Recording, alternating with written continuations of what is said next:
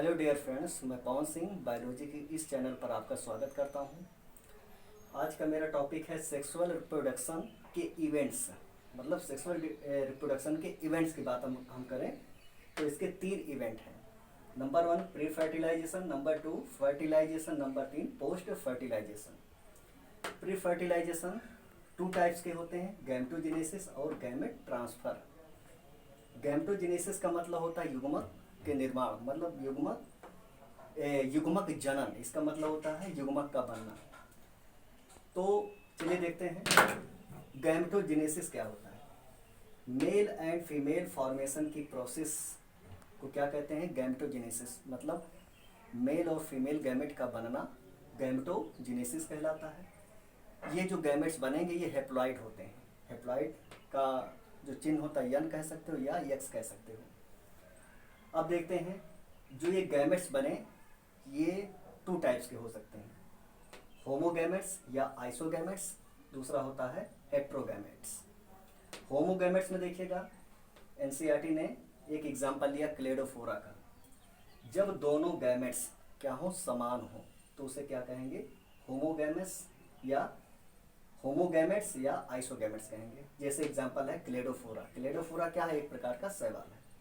हेट्रोगैमेट्स में एनसीईआरटी ने 2 फिगर बनाकर रखे। एक बनाया इन्होंने फ्यूकस जो एल्गी है, इसमें क्या बताया इन्होंने कि इसमें एक युग्मक आकार में बड़ा होता है और एक छोटा। बड़ा जो युग्मक होता है वो नॉन मोटाइल और बड़ा होता है, मतलब, और जबकि जो छोटा युग्मक होता है वो आकार में छोटा होता है। या कह सकते हो फीमेल गैमेट आकार में बड़ा होता है और मेल गैमेट आकार में छोटा होता है।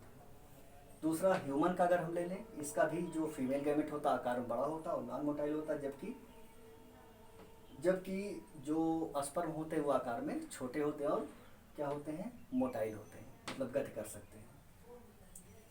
अब यहाँ देखेंगे cell division duration gametes formation. युग्मक संरचना के दौरान कोश का विभाजन। यहाँ देखिएगा गैमेट्स क्या होते हैं? हेप्लॉइड होते हैं। गैमेट्स चाहे मेल बने चाहे फीमेल बने, ये होते क्या है? हेप्लॉइड होते हैं। अब देखिएगा चाहे पेरेंट्स हेप्लॉइड हो या डिप्लॉइड, देखिए पेरेंट्स चाहे हेप्लॉइड हो चाहे डिप्लॉइड हो, इनसे जो गैमेट्स बनेंगे वो होते क्या है? हेप्लॉइड ही होंगे।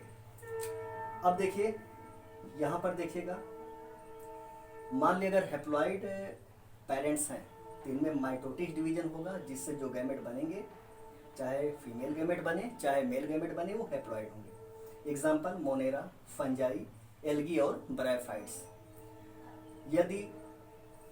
यदि पेरेंट्स डिप्लॉइड होंगे इनमें मियोसिस डिवीजन होगा। इनसे जो गैमेट्स बनेंगे चाहे फीमेल गैमेट्स हो चाहे मेल गैमेट्स हो ये भी हेप्लॉइड ही होंगे। एग्जाम्पल टेडोफाइट्स, जिम्नोस्पर्म, एंजियोस्पर्म और ह्यूमन। अब देखिएगा एनसीईआरटी ने कुछ यहाँ पर ऑर्गेनिज्म के नेम दिए हैं और डिप्लॉइड सेल और हेप्लॉइड सेल, मतलब डिप्लॉइड क्रोमोसोम नंबर और हेप्लॉइड क्रोमोसोम नंबर को दिया। जैसे ह्यूमन का इन्होंने दिया। ह्यूमन में कितने पेयर्स क्रोमोसोम होते हैं? 23 पेयर्स, यानी टोटल कुल संख्या होती है 46। मतलब डिप्लॉइड है 46, हेप्लॉइड मतलब इसका आधा कितना होगा? 23, मतलब 23 पेयर्स यानी 46। हाउस फ्लाई 2n, डिप्लॉइड 12 है। अब यहाँ देखिए खाली स्थान दिया है, अगर ये डिप्लॉइड है इसका आधा है, हेप्लॉइड कितना होगा? 6 होगा। यहाँ पर हम 6 कर सकते हैं। यहाँ देखिएगा रैट का दिया है, यहाँ खाली स्थान दिया है और यहाँ दिया है 21, यानी 21 हेप्लॉइड है तो डिप्लॉइड कितना होगा? 42। बाकी जितने भी दिए हैं इसको आप स्वयं अपने मन से करिएगा। अगर ये डिप्लॉइड है तो ये हेप्लॉइड होगा, जितनी संख्या होगी उसकी आधी होगी। अगर यहाँ खाली स्थान दिया है, यहाँ जो दिया इसका आप 2 गुना कर देंगे, डिप्लॉइड हो जाएगा। इसको आप स्वयं हल करिएगा। आगे देखिएगा, आगे इधर देखिएगा, जो गैमेट्स, हाँ यहाँ तो आप देख लिए। अब देखते हैं कि एनसीईआरटी ने सेक्सुअलिटी इन ऑर्गेनिज्म, एनसीईआरटी के टॉपिक में लिखा हुआ है सेक्सुअलिटी इन ऑर्गेनिज्म। यहाँ पर अगर एनिमल्स की बात हम करें तो एनिमल्स यूनिसेक्सुअल या डाइथियस होते हैं, एग्जाम्पल कॉकरोच, ह्यूमन और फ्रॉग। और देखिएगा बाइसेक्सुअल की बात अगर हम करें, बाइसेक्सुअल एनिमल्स अगर बाइसेक्सुअल होंगे इसको मोनोसियस भी कहेंगे और हर्मेफ्रोडिट्स भी कहेंगे, एग्जाम्पल अर्थवर्म और लीच और टेपवर्म और स्पंज।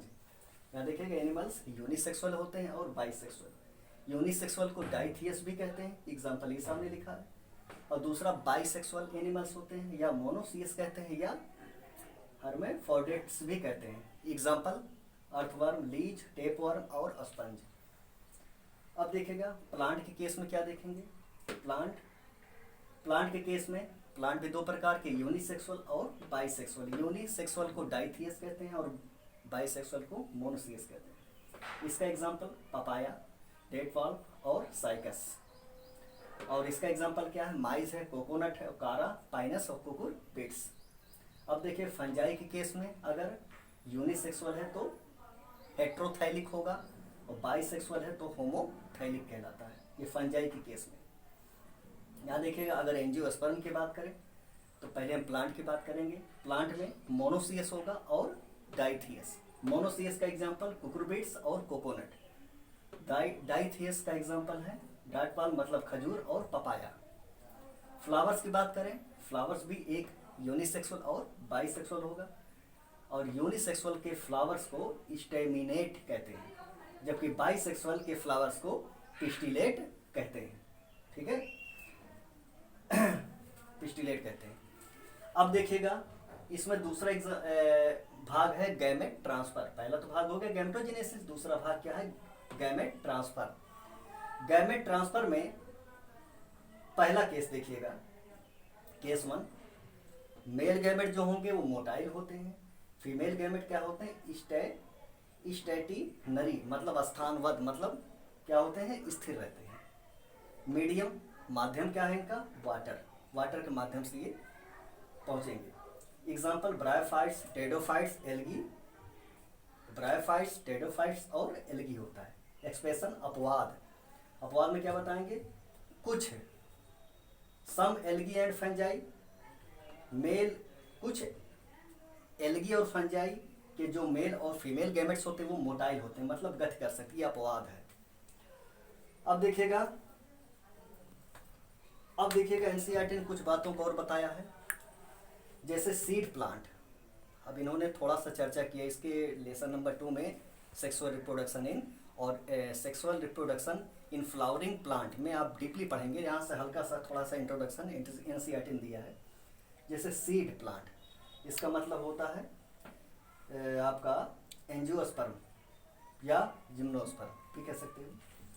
तो सीड प्लांट में पॉलिनेशन की क्रिया 2 टाइप्स की होती है, सेल्फ पॉलिनेशन और क्रॉस पॉलिनेशन। अब देखते हैं पॉलिनेशन क्या होता है। Transfer of pollen grain from anther to stigma of the same and different flower. मतलब इसमें ये बताया गया पॉलिनेशन क्या है, जब एक पुष्प के परागकण क्या होते हैं उसी फ्लावर्स के स्टिग्मा पर या डिफरेंट फ्लावर के स्टिग्मा पर पहुंचेंगे तो इसे क्या कहेंगे, पॉलिनेशन। पॉलिनेशन भी 2 टाइप के होते हैं, सेल्फ पॉलिनेशन और क्रॉस पॉलिनेशन, स्वपरागण, परपरागण। स्वपरागण में क्या होता है, जैसे हमने एक ये कोई प्लांट बना दिया, इसमें फ्लावर्स हैं, ये देखिएगा, और एक यहाँ पर है, ये फ्लावर्स हैं। जब यहाँ से परागकण निकले वहीं चला है या उसी फ्लावर पर चला है तो इसे सेल्फ पॉलिनेशन कहेंगे। अगर एक पुष्प के परागकण या पॉलन ग्रेन उसी जात के किसी अन्य फ्लावर्स के स्टिग्मा पर पहुंचेंगे तो उसे कहेंगे क्रॉस पॉलिनेशन। इसके बारे में आप चैप्टर नंबर 2 में पढ़ेंगे। तो लिखा क्या है, जैसे देखें self pollination, pollen grain transfer to the stigma of same flower, जैसे एग्जांपल पीस मतलब मटर। क्रॉस में इसका उल्टा बता दीजिए, pollen grain transferred to the stigma on different plant, ये हो गया क्रॉस पॉलिनेशन। अब देखिएगा जो आपका ये क्रॉस पॉलिनेशन होता है इसमें माध्यम की आवश्यकता होती है, जैसे एयर, वाटर और एनिमल्स, जबकि सेल्फ पॉलिनेशन में कोई भी माध्यम की आवश्यकता नहीं होती है, ठीक है। अब देखिएगा अब इतनी बातों को हम लोग जान चुके हैं, और अगले टॉपिक में या अगले लेक्चर में आपको फर्टिलाइजेशन और पोस्ट फर्टिलाइजेशन के बारे में बताएंगे हम। अब एक काम करिएगा, जिसको स्क्रीनशॉट लेना है आप स्क्रीनशॉट ले सकते हैं।